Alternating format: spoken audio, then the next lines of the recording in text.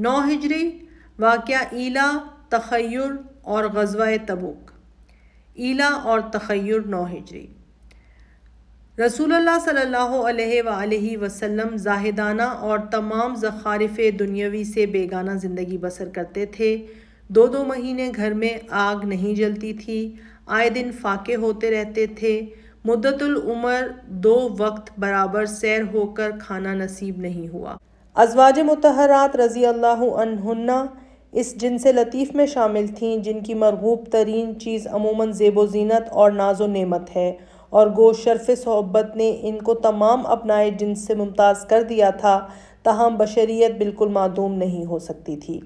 خصوصاً وہ دیکھتی تھیں کہ فتوحات اسلام کا دائرہ بڑھتا جاتا ہے اور غنیمت کا سرمایہ اس قدر پہنچ گیا ہے کہ اس کا ادنیٰ حصہ بھی ان کی راحت و آرام کے لیے کافی ہو سکتا ہے۔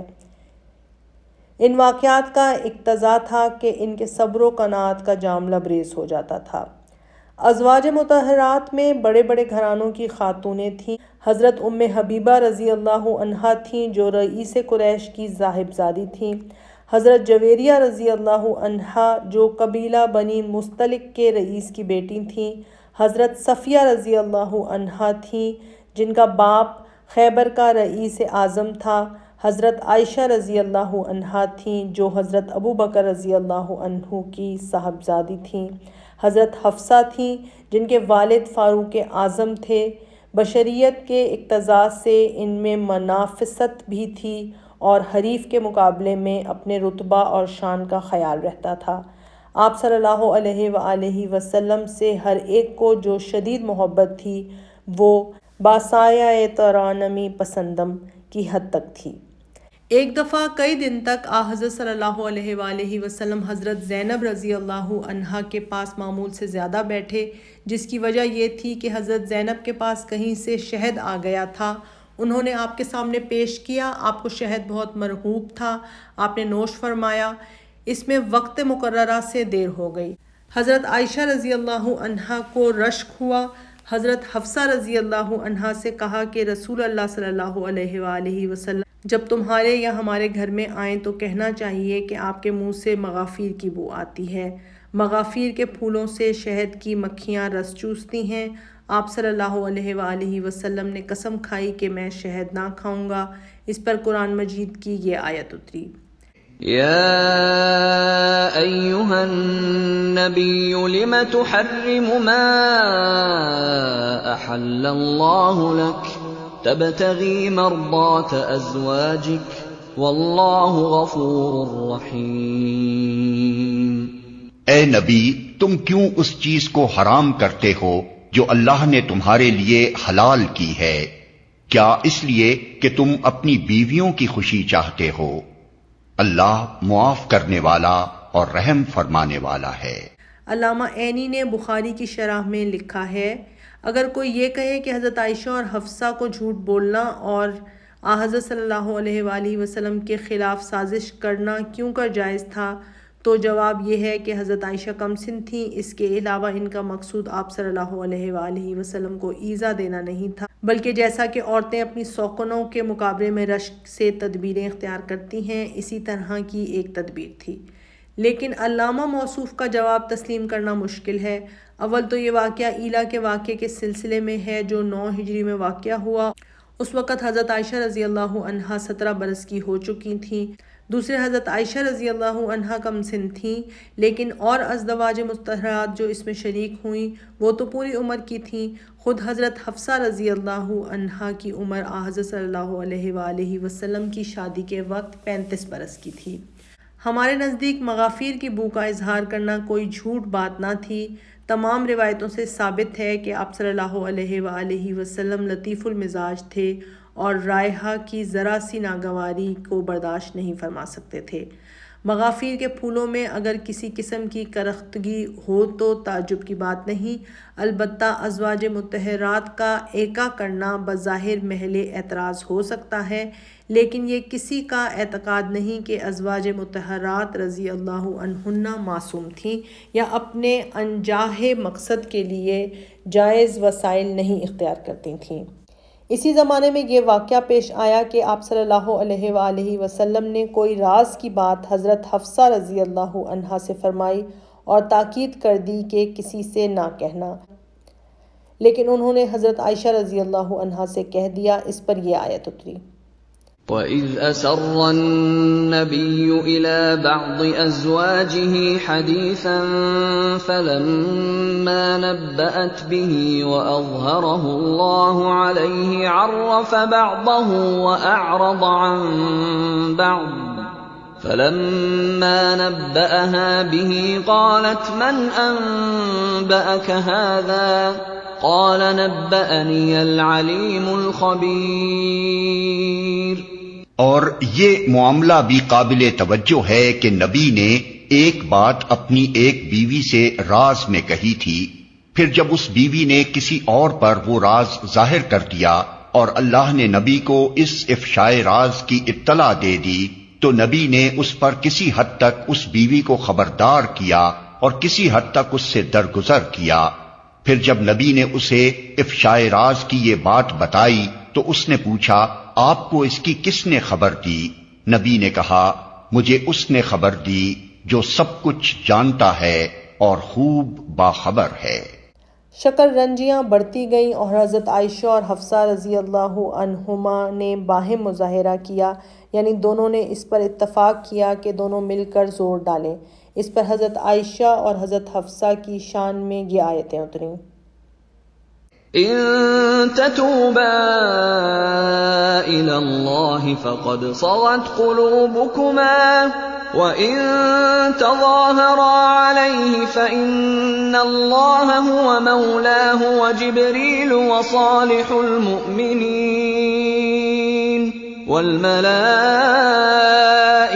بعد ذلك ظهير۔ اگر تم دونوں اللہ سے توبہ کرتی ہو تو یہ تمہارے لیے بہتر ہے، کیونکہ تمہارے دل سیدھی راہ سے ہٹ گئے ہیں، اور اگر نبی کے مقابلے میں تم نے باہم جتھا بندی کی تو جان رکھو کہ اللہ اس کا مولا ہے، اور اس کے بعد جبریل اور تمام صالح اہل ایمان اور سب ملائکہ اس کے ساتھی اور مددگار ہیں۔ حضرت عائشہ اور حضرت حفصہ رضی اللہ عنہما نے جب معاملات کی وجہ سے ایکا کیا تھا وہ خاص تھے، لیکن توسیع نقطہ کے تقاضے میں تمام ازواج مطہرات رضی اللہ عنہن شریک تھیں۔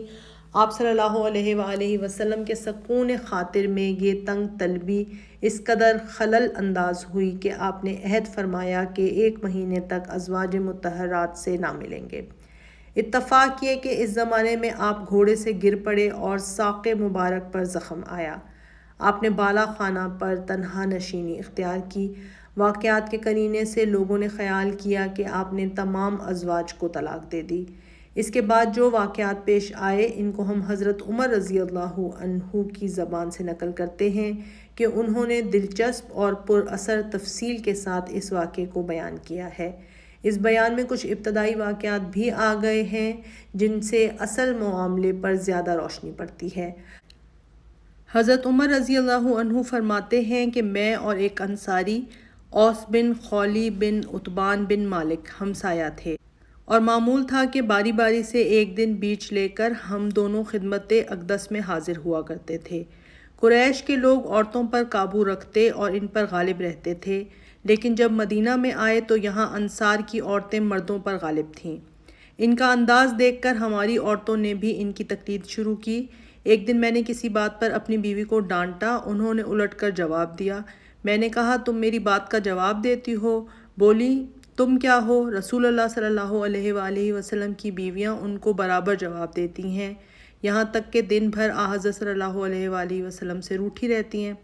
میں نے دل میں کہا غضب ہو گیا، اٹھ کر حضرت حفصہ رضی اللہ عنہا یعنی حضرت عمر رضی اللہ عنہ کی صاحبزادی اور رسول اللہ صلی اللہ علیہ وآلہ وسلم کی زوجہ محترمہ کے پاس آیا اور پوچھا کہ کیا تو واقعی محمد صلی اللہ علیہ وآلہ وسلم سے رات بھر روٹھی رہتی ہے؟ حفصہ نے اقرار کیا۔ میں نے کہا تجھ کو یہ خیال نہیں کہ رسول اللہ کی ناراضگی اللہ کی ناراضگی ہے؟ بخدا رسول اللہ میرا خیال فرماتے ہیں، ورنہ تجھ کو طلاق دے چکے ہوتے۔ پھر حضرت سلمہ کے پاس گیا اور ان سے بھی یہی شکایت کی۔ بولا کہ عمر تم ہر معاملے میں دخل دینے لگے، یہاں تک کہ اب رسول اللہ صلی اللہ علیہ وآلہ وسلم اور ان کی ازواج کے معاملات میں بھی دخل دیتے ہو۔ میں چپ رہ گیا اور اٹھ کر چلا آیا۔ کچھ رات گئی، میرے ہمسائے انصاری باہر سے آئے اور بڑے زور سے دروازہ کھٹکھٹایا۔ میں گھبرا کر اٹھا اور دروازہ کھول کر پوچھا خیر ہے؟ انہوں نے کہا غضب ہو گیا۔ میں نے کہا کیا غسانی مدینہ پر چڑھ آئے؟ بولے کہ نہیں، اس سے بھی بڑھ کر، یعنی رسول اللہ صلی اللہ علیہ وآلہ وسلم نے ازواج کو طلاق دے دی۔ میں صبح کو مدینہ میں آیا، آپ صلی اللہ علیہ وآلہ وسلم کے ساتھ نماز فجر ادا کی۔ آپ صلی اللہ علیہ وآلہ وسلم نماز سے فارغ ہو کر بالا خانہ میں تنہا جا کر بیٹھ گئے۔ میں حفصہ کے پاس آیا تو وہ بیٹھی رو رہی ہے۔ میں نے کہا کہ میں نے تجھ سے پہلے ہی کہا تھا۔ حفصہ کے پاس سے اٹھ کر مسجد نبی میں آیا، دیکھا تو صحابہ منبر کے پاس بیٹھے رو رہے ہیں۔ میں ان کے پاس بیٹھ گیا، لیکن طبیعت کو سکون نہیں ہوتا تھا۔ اٹھ کر بالا خانہ کے پاس آیا اور رباح جو خادم خاص تھے سے کہا اطلاع کرو، لیکن آپ صلی اللہ علیہ وآلہ وسلم نے کچھ جواب نہیں دیا۔ میں اٹھ کر پھر مسجد میں آیا اور پھر تھوڑی دیر کے بعد بے تاب ہو کر بالا خانہ کے نیچے آیا اور دربان سے دوبارہ اذن طلبی کی درخواست کی۔ جب کچھ جواب نہیں ملا تو میں نے پکار کر کہا رباح میرے لیے اذن مانگ، شاید رسول اللہ صلی اللہ علیہ وآلہ وسلم کو یہ خیال ہے کہ حفصہ کی سفارش کرنے آیا ہوں۔ اللہ کی قسم رسول اللہ فرمائیں تو حفصہ کی گردن اڑا دوں۔ آپ صلی اللہ علیہ وآلہ وسلم نے اجازت دی۔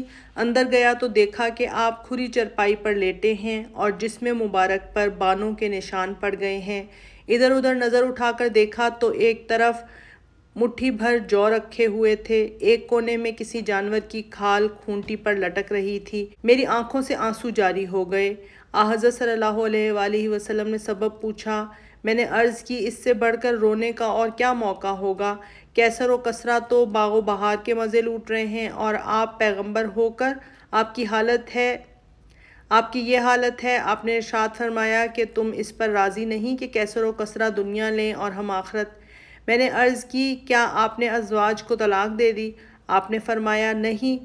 میں اللہ اکبر پکار اٹھا، پھر عرض کی کہ مسجد میں تمام صحابہ مغموم بیٹھے ہیں، اجازت ہو تو جا کر خبر کر دوں کہ واقعہ غلط ہے۔ چونکہ ایلا کی مدت یعنی 1 مہینہ گزر چکا تھا، آپ صلی اللہ علیہ وآلہ وسلم بالا خانہ سے اتر آئے اور عام باریابی کی اجازت ہو گئی۔ اس کے بعد آیت تخیر نازل ہوئی۔ اس آیت کی روح سے حضرت صلی اللہ علیہ وآلہ وسلم کو حکم دیا گیا کہ ازواج مطہرات رضی اللہ عنہن کو مطلع فرما دیں کہ 2 چیزیں تمہارے سامنے ہیں، دنیا اور آخرت۔ اگر تم چاہتی ہو تو آؤ میں تم کو رخصتی جوڑے دے کر عزت و احترام کے ساتھ رخصت کر دوں، اور اگر تم اللہ اور اس کے رسول اور زندگانی ابدی کی طلبگار ہو تو اللہ نے نیکوکاروں کے لیے بڑا اجر مہیا کر رکھا ہے۔ مہینہ ختم ہو چکا تھا، آپ بالا خانہ سے اترے۔ چونکہ ان تمام معاملات میں حضرت عائشہ رضی اللہ عنہا پیش تھیں، ان کے پاس تشریف لے گئے اور مطلع فرمایا۔ انہوں نے کہا میں سب کچھ چھوڑ کر اللہ اور رسول کو لیتے ہوں۔ تمام ازواج مطہرات نے بھی یہی جواب دیا۔ ایلا، تخیر، مظاہرہ حفصہ اور عائشہ رضی اللہ عنہما، یہ واقعات عام طور پر اس طرح بیان کیے گئے ہیں کہ گویا مختلف زمانوں کے واقعات ہیں، اور ان سے ایک ظاہر بین یہ دھوکہ کھا سکتا ہے کہ رسول اللہ صلی اللہ علیہ وآلہ وسلم ازواج مطہرات رضی اللہ عنہن کے ساتھ ہمیشہ ناگواری کے ساتھ بسر کرتے تھے، لیکن واقعہ یہ ہے کہ یہ تینوں واقعے ہم زمان اور ایک ہی سلسلے کی کڑیاں ہیں۔ صحیح بخاری باب النکاح میں حضرت ابن عباس رضی اللہ عنہ کی زبانی جو نہایت تفصیلی روایت ہے، اس میں صاف تصریح ہے کہ مظاہرہ ازواج مطہرات سے انعزال، افشائے راز، آیت تخیر کا نزول سب ایک ہی سلسلے کے واقعات ہیں۔ حافظ ابن حجر العزال کے متعدد اسباب لکھتے ہیں، حضرت صلی اللہ علیہ وآلہ وسلم کے مکارم اخلاق، کشادہ دلی اور کثرت عفو کے یہی مناسب ہے، اور آپ نے اس وقت تک ایسا نہیں کیا ہوگا جب تک ان سے اس قسم کی حرکتیں متعدد بار ظہور پذیر نہ ہوئیں۔ مظاہرہ کے متعلق جو آیت نازل ہوئی، اس سے بظاہر مفہوم ہوتا ہے کہ کوئی بہت بڑی ضرر رسان سازش تھی جس کا اثر بہت پرخطر تھا۔ آیت مذکور ہے وَإِن تَظَاهَرَ عَلَيْهِ فَإِنَّ اللَّهَ هُوَ مَوْلَاهُ وَجِبْرِيلُ وَصَالِحُ الْمُؤْمِنِينَ وَالْمَلَائِكَةُ بَعْدَ ذَلِكَ ظَهِيرٌ۔ سورہ تحریم۔ اور اگر تم دونوں یعنی حضرت عائشہ اور حضرت حفصہ رسول اللہ صلی اللہ علیہ وآلہ وسلم کے برخلاف ایکا کرو تو اللہ اس کا مولا ہے، اور جبرائیل اور نیک مسلمان اور ان سب کے ساتھ فرشتے بھی مددگار ہیں۔ اس آیت میں تصریح ہے کہ اگر ان دونوں کا ایکا قائم رہا تو رسول اللہ صلی اللہ علیہ وآلہ وسلم کی مدد کو اللہ اور جبرائیل اور نیک مسلمان موجود ہیں، اور اسی پر بس نہیں بلکہ فرشتے بھی اعانت کے لیے تیار ہیں۔ روایتوں سے مظاہرہ کا جو سبب معلوم ہوتا ہے وہ صرف یہی کہ اس کے ذریعے سے وہ نفقہ کی توسیع چاہتی تھیں، اور اگر ماریا قبطیہ کی روایت تسلیم کر لی جائے تو صرف یہ کہ وہ الگ کر دی جائیں، لیکن یہ ایسی کیا اہم باتیں ہیں، اور حضرت عائشہ اور حضرت حفصہ کی کسی قسم کی سازش ایسی کیا پرخطر ہو سکتی ہے جس کی مدافعت کے لیے ملائے اعلیٰ کی اعانت کی ضرورت ہو۔ اس بنا پر بعضوں نے قیاس کیا ہے کہ یہ مظاہرہ کوئی معمولی معاملہ نہ تھا۔ مدینہ منورہ میں منافقین کا ایک گروہ کثیر موجود تھا جس کی تعداد 400 تک بیان کی گئی ہے۔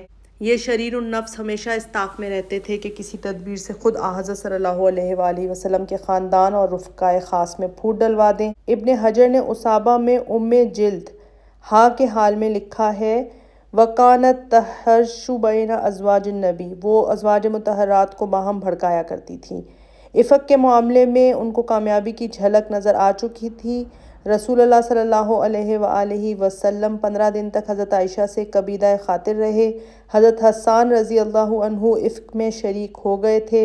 حضرت صلی اللہ علیہ وآلہ وسلم کی سالی حمنہ جو حضرت زینب رضی اللہ عنہا کی بہن تھیں سازش میں آ گئی تھیں، چنانچہ اس روایت کو اعلانیہ شہرت دیتی تھیں۔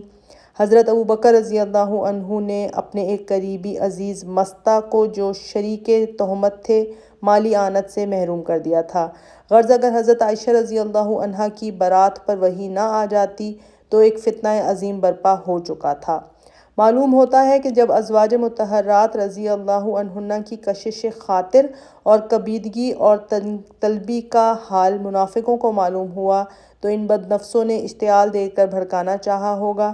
چونکہ مظاہرے کے ارکان اعظم حضرت عائشہ رضی اللہ عنہا اور حضرت حفصہ رضی اللہ عنہا تھیں، ان کو خیال ہوا ہوگا کہ ان کے ذریعے سے ان کے والدین یعنی حضرت ابوبکر اور عمر رضی اللہ عنہما کو اس سازش میں شریک کر لینا ممکن ہے، لیکن ان کو یہ معلوم نہ تھا کہ حضرت ابوبکر اور عمر حضرت عائشہ اور حفصہ کو رسول اللہ صلی اللہ علیہ وآلہ وسلم کی خاک پر قربان کر سکتے تھے۔ چنانچہ جب حضرت عمر کو اذن نہ ملا تو انہوں نے پکار کر کہا کہ ارشاد ہو تو حضرت حفصہ کا سر لے کر آؤں۔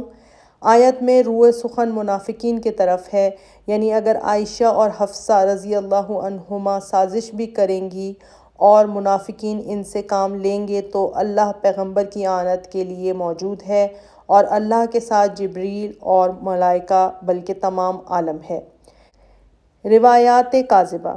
ان واقعات میں کذابین رواح نے اس قدر تلبیات اور خدائیاں کی ہیں کہ بڑے بڑے مورخین و ارباب سیر نے یہ روایتیں اپنی تصانیف میں سند کے طور پر درج کی ہیں، اس لیے ہم اس بحث کو کسی قدر تفصیل سے لکھنا چاہتے ہیں۔ اس قدر عموماً مسلم ہے اور خود قرآن مجید میں مذکور ہے کہ حضرت صلی اللہ علیہ وآلہ وسلم نے ازواج مطہرات رضی اللہ عنہن کی خاطر سے کوئی چیز اپنے اوپر حرام کر لی تھی۔ اختلاف اس میں ہے کہ وہ کیا چیز تھی۔ بہت سی روایتوں میں ہے کہ وہ ماریا قبطیہ ایک کنیز تھیں جن کو عزیز مصر نے حضرت صلی اللہ علیہ وآلہ وسلم کی خدمت میں تحفتاً بھیجا تھا۔ ماریا قبطیہ کی روایت تفصیل کے ساتھ مختلف طریقوں سے بیان کی گئی ہے، جن میں یہ بھی بیان کیا گیا ہے کہ حضرت صلی اللہ علیہ وآلہ وسلم کا راز جو حضرت حفصہ نے فاش کر دیا تھا انہی ماریا قبطیہ کا راز تھا۔ اگرچہ یہ روایتیں بالکل موضوع اور ناقابل ذکر ہیں، لیکن یورپ کے اکثر مورخین نے آپ صلی اللہ علیہ وآلہ وسلم کے معیار اخلاق پر جو حرف گیریاں کی ہیں ان کی کل سرسبد یہی ہے، اس لیے ان سے تعرض کرنا ضروری ہے۔ ان روایتوں میں واقعے کی تفصیل کے متعلق اگرچہ نہایت اختلاف ہے، لیکن اس قدر سب کی قدر مشترک ہے کہ ماریہ قبطیہ حضرت صلی اللہ علیہ وآلہ وسلم موتوع کنیزوں میں تھیں، اور حضرت صلی اللہ علیہ وآلہ وسلم نے حضرت حفصہ کی ناراضگی کی وجہ سے ان کو اپنے اوپر حرام کر لیا تھا۔ حافظ ابن حجر شرح صحیح بخاری تفسیر سورہ تحریم میں لکھتے ہیں، اور سعید بن منصور نے سند صحیح کے ساتھ جو مسروق تک منتہی ہوتی ہے یہ روایت کی ہے کہ حضرت صلی اللہ علیہ وآلہ وسلم نے حضرت حفصہ کے سامنے قسم کھا لی کہ اپنی کنیز سے مقاربت نہ کریں گے۔ اس کے بعد حافظ موصوف نے مسند حسیم بن کلیب اور طبرانی سے متعدد روایتیں نقل کی ہیں، جن میں سے ایک یہ ہے، اور طبرانی نے ضحاک کے سلسلے میں حضرت ابن عباس رضی اللہ عنہ سے روایت کی ہے کہ حضرت حفصہ رضی اللہ عنہا اپنے گھر میں گئیں تو حضرت صلی اللہ علیہ وآلہ وسلم کو حضرت ماریہ رضی اللہ عنہا کے ساتھ ہم بستر دیکھا۔ اس پر انہوں نے حضرت صلی اللہ علیہ وآلہ وسلم کو مخاطب کیا۔ ابن سعد اور واقدی نے اس روایت کو زیادہ بدنما پریوں میں نقل کیا ہے، ہم ان کو قلم انداز کرتے ہیں، لیکن واقعہ یہ ہے کہ یہ تمام روایتیں محض افتراء اور بہتان ہیں۔ علامہ عینی شرح صحیح بخاری باب النکاح جلد 9 میں لکھتے ہیں، اور آیت کی شان نزول کے باب میں صحیح روایت یہ ہے کہ وہ شہد کے واقعے میں ہے، ماریہ کے قصے کے باب میں نہیں ہے، جو صحیحین کے سوا اور کتابوں میں مذکور ہے۔ نووی نے کہا ہے کہ ماریہ کا واقعہ کسی صحیح طریقے سے مروی نہیں ہے۔ یہ حدیث تفسیر ابن جریر طبرانی مسند حسیم میں مختلف طریقوں سے مروی ہے۔ ان کتابوں میں عموماً جس قسم کی رطب یابس روایتیں مذکور ہیں، اس کے لحاظ سے جب تک ان کی صحت کے متعلق کوئی خاص تصریح نہ ہو تو لائق التفات نہیں۔